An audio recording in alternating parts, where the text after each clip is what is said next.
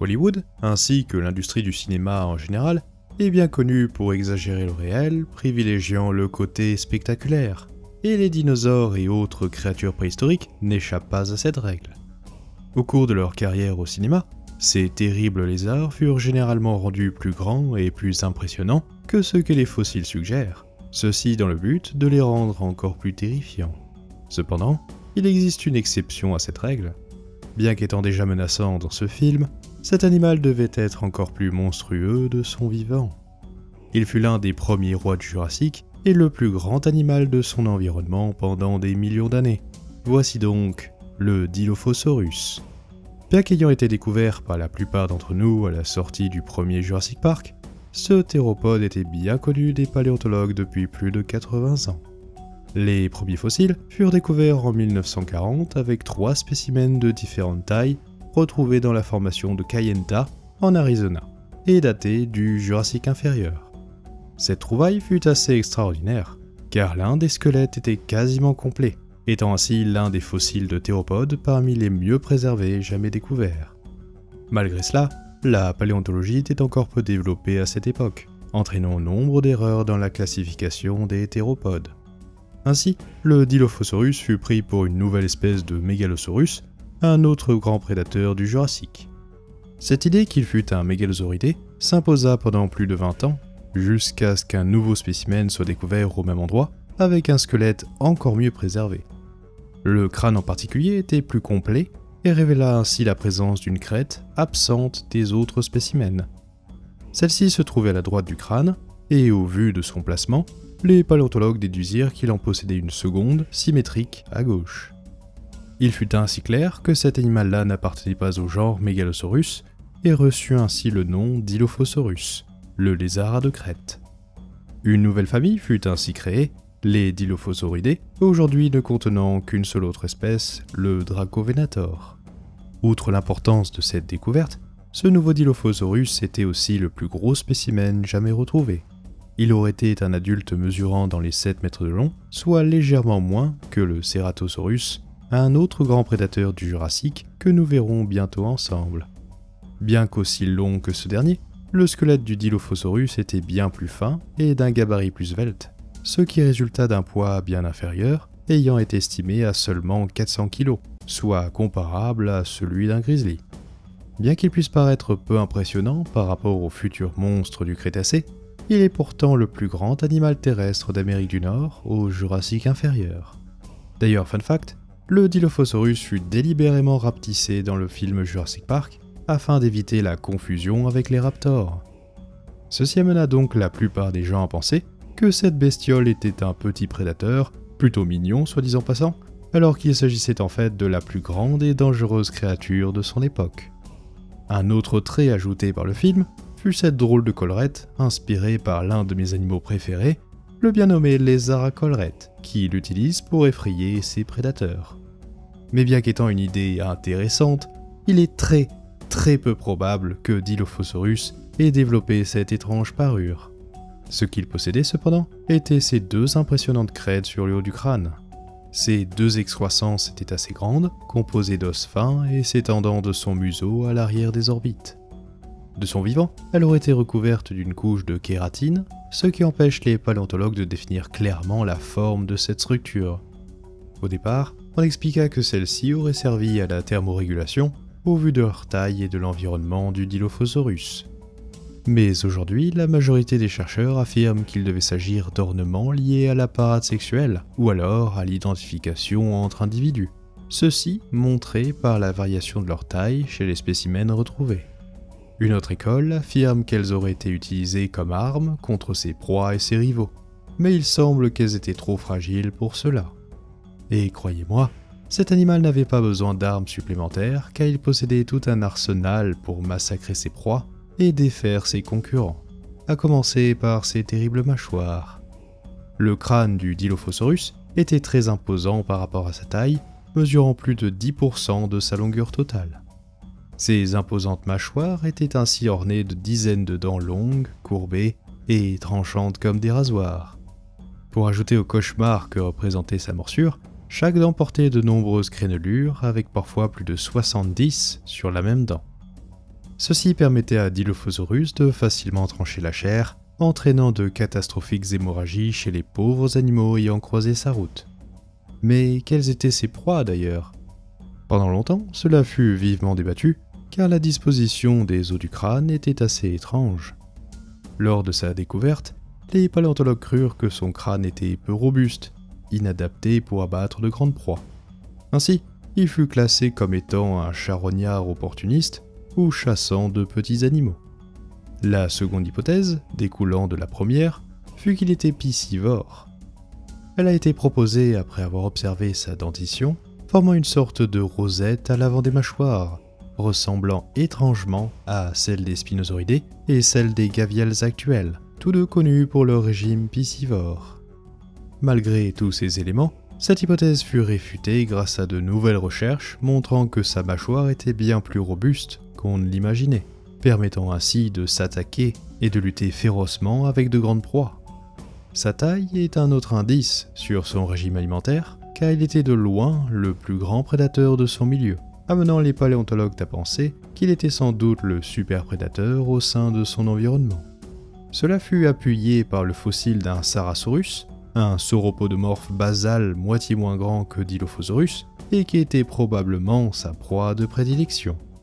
En effet, l'holotype découvert en 2018 montre plusieurs marques de morsures sur son corps, correspondant à celles du Dilophosaurus, et aucun autre carnivore n'était assez grand pour menacer ces herbivores. Étant donné que Sarasaurus était tout de même l'un des plus gros animaux de l'époque, les paléontologues finirent par statuer que Dilophosaurus était aussi efficace pour abattre de grandes proies que toute une variété de petits animaux. Personne n'était à l'abri de ses mâchoires au Jurassique inférieur. D'ailleurs, elle n'était pas sa seule et unique arme, car il possédait aussi de puissants membres antérieurs. Les études sur ses bras montrent qu'ils étaient relativement longs et surprenamment puissants grâce à de profonds points d'attache pour les ligaments. Outre leur force, ses bras étaient très flexibles et équipés de 3 terribles griffes, la première d'une longueur impressionnante. Tous ces éléments permirent au Dilophosaurus d'agripper fermement ses proies et d'infliger de profondes lacérations. Raison de plus pour éviter de croiser sa route. Mais ce n'est pas tout, car aux grandes dames de ses contemporains, le Dilophosaurus disposait d'un autre atout pour abattre ses proies. Et non, il ne s'agissait pas de sa faculté à cracher du venin pour aveugler ses proies, mais de quelque chose de bien plus classique, sa vitesse. Ceci fut démontré par la forme de ses jambes, son corps assez fin, et la présence d'un nouveau type de poumon. Ceci fonctionnait sur le principe d'un flot continu d'air, plutôt qu'un va-et-vient tel que nos poumons de mammifères. Il aurait eu donc un métabolisme assez rapide et un haut niveau d'activité, ce qui appuie la théorie qu'il soit bon coureur et non un charognard. Et si par miracle vous échappiez à l'une de ces grandes et rapides bêtes aux mâchoires terrifiantes, eh bien vous feriez sans doute attraper par un second, car en effet, il est probable qu'il chassait en meute. Cette hypothèse vient des tout premiers fossiles découverts, 3 spécimens visiblement morts côte à côte, amenant certains à penser que ces animaux vivaient et chassaient à plusieurs. Mais dans ce cas, il est probable que 3 individus soient la limite, car ils étaient de véritables géants. Il devait être compliqué de partager une proie entre plus de 3 congénères. Mais en dépit de tous ces avantages, il s'avéra que cette vie n'était pas de tout repos, car les squelettes de Dilophosaurus sont connus pour arborer de nombreux dégâts. En effet, on observa chez l'holotype le plus grand nombre de blessures jamais observées sur le squelette d'un théropode, avec au moins 8 différentes. À titre de comparaison, le second théropode avec le plus de blessures jamais découvert n'en comporte que 2 fois moins, avec seulement 4. La plupart de ces blessures sont concentrées au niveau des bras, incluant de multiples tumeurs osseuses, fractures, torsions et difformités.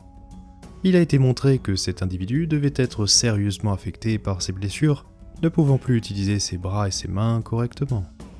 Les raisons de ces lésions sont encore inconnues, mais il est probable qu'elles soient le résultat d'accidents de chasse ou de luttes intraspécifiques.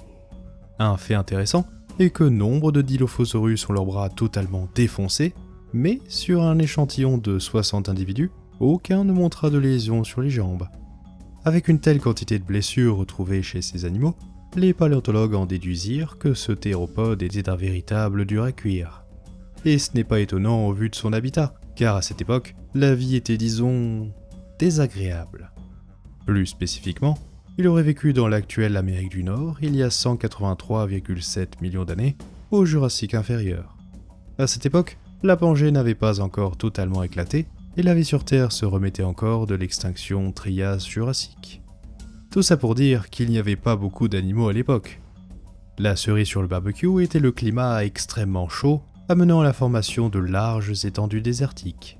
L'environnement du Dilophosaurus était particulièrement brûlant et inhospitalier, caractérisé par d'intenses sécheresses. Néanmoins, il existait un gigantesque lac, le lac Dixie, qui permettait à ces animaux de prospérer lors des périodes de disette. Et durant la saison des pluies, les rivières et fleuves reprenaient vie et créaient des habitats ressemblants à nos oasis actuelles. Malgré la récente extinction de masse et cet environnement ingrat, Dilophosaurus était loin d'être seul sur cette terre désolée. Il côtoyait ainsi d'autres dinosaures tels que Sarasaurus mentionné plus tôt, Megapnosaurus, Kayenta venator et Scutellosaurus. Dans l'eau, vous pourriez croiser divers requins primitifs, poissons osseux, dipneustes, petits lézards, salamandres, Prosalirus, Eocaecilia, Kayentachelis, Calsoniasuchus, Eupneumatosuchus, Cayentosuchus, Protosuchus et le ptérosaure Ramphignon. Sur la terre ferme, il existait plusieurs espèces de synapsides, tels Dinebitodon, Kayentatherium, Oligokyphus, mais aussi l'un de nos lointains cousins mammifères, le petit Dinétherium. En dépit de cette diversité, aucun animal ne pouvait tenir tête au grand Dilophosaurus, le maître incontesté de l'Amérique du Nord à cette époque. Avec une histoire aussi passionnante, il est dommage que ce dinosaure soit relégué à un rôle de figurant chez Hollywood. Mais bon, peut-être qu'un jour nous pourrions enfin voir le Dilophosaurus dans toute sa gloire. Bon allez, un petit mot pour vous présenter un peu cette chaîne, et en finir avec ces histoires d'IA là. Bon déjà, bienvenue à tous, je vois que vous êtes de plus en plus nombreux et ça fait bien plaisir. Du coup, oui, par rapport à cette chaîne, il s'agit de la version francophone officielle, et j'insiste, de la chaîne anglophone Xtengzu, que vous pourrez retrouver sur YouTube, il y a déjà une centaine d'épisodes, et c'est parfait si vous voulez pratiquer votre anglais. Pourquoi nous faisons ça? Eh bien, il se trouve que, vous vous en doutez, mon boss et moi-même sommes super fans de tout ce qui touche aux dinosaures et à la paléontologie, et donc c'est avec plaisir que nous partageons cela avec vous. Et donc j'espère que vous apprécierez mes vidéos autant que j'apprécie les siennes. Du coup, le but est de vous proposer du contenu paléo gratuit et accessible au plus grand nombre, tout en restant assez rigoureux scientifiquement, on va dire, même si bon, voilà, on est obligé de couper un peu les études parce que sinon, il y aurait beaucoup trop de matière, voilà. C'est pour ça que je peux utiliser des termes un peu pointus, mais n'hésitez pas à demander des clarifications en commentaire, ils sont là pour ça. Dernier point, mais qui a son importance, je ne suis pas comédien de doublage, si vous voyez ce que je veux dire, mais voilà, mon travail et mes traductions sont faites avec amour, garantie 100% bio, 100% sans IA, et j'espère que ça continuera à vous plaire. Bref, merci de votre attention, et on se dit à la prochaine, aux os perdus.